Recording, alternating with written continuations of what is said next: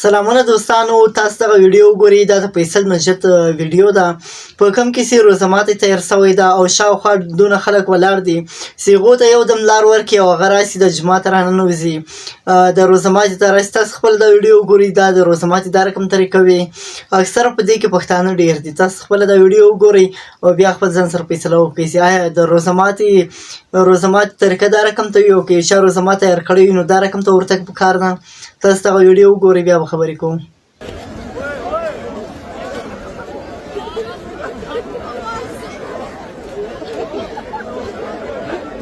ناولده یې کړې ده. دا رقم روژه ماتي خو ما تر اوسه نه ده لیدلی.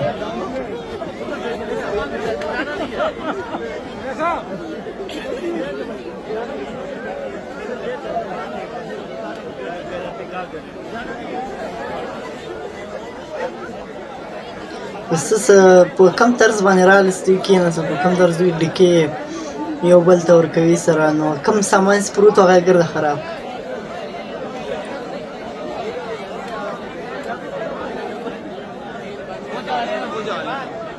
نو دوستانو تاسو خپله فیصله وکړئ چې آیا چې یو ځای روژه ماتی تیر سوی، یو ځای د افطاري سیسټم برابر سوی، نو دا رقم ته ورتګ پکار ده او دا رقم ته ګډوډۍ پکار ده. تاسو خپله دا ویډیو وکتله، تاسو دا ویډیو کې وکتل چې دوی په کومه طریقه باندې ورځي او په کومه طریقه باندې دوی دلته کیني او کم سامان چې دلته پروت هغه یې ګرده خراب کړی ده.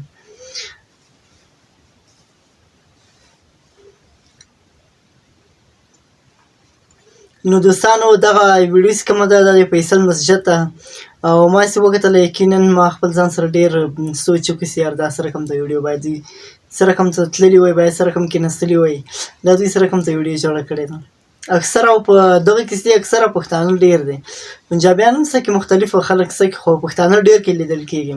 کوم چې دوی دغه ځای ته داخلېږي او په کوم انداز باندې دوی داخلېږي، نو دغه انداز او دغه طریقه خو نه ده د روژه ماتي کولو یا یو ځای ته تللو. نو بالکل څه ووایو، تاسو خپله قضاوت وکړئ چې دا ویډیو څه رقم ده او دوی په کوم طرز باندې تللي دي. آیا دغه طرز باندې تلل پکار و که نه؟ نو یقینا چې ما دا ویډیو وکتله بس ما هلته ودرېد دوستانو سره یې هم شیر کړي چې هغه دې ویډیو باره کې څه وایي. دا د فیصل مسجد ته اسلام آباد، نو دا پښتانه او دا یو خواته روژه بلې خواته دا رقم ډیکې او بلې خواته دا رقم ته داخلېدل او کم سامان چې پروت و هغه یې ګرده خراب کړو. نو دا رقم خو هم نه وي پکار که څنګه. نو دغه ویډیو تاسې وکتله، یقینا ډېره چې یو خواته وګوره ډېره جالبه ویډیو ده او ډېره خوندوره ویډیو نه، او بلې خواته چې وګورئ نو ډېر غلط کار کړي چې دا رقم ته دوی داخلېږي دا ځای ته او دا کم سامانونه دا کم دغسې پراته وه یې ګرده خراب کړه.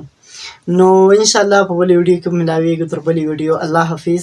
زموږ چینل سبسکرایب کړئ او له مخکې د ملګرو سره هم شیر کړئ. هره ورځ به دا رقم ته معلوماتي ویډیوګانې زموږ په چینل باندې اپلوډ کېږي. تر بلې ویډیو الله حافظ.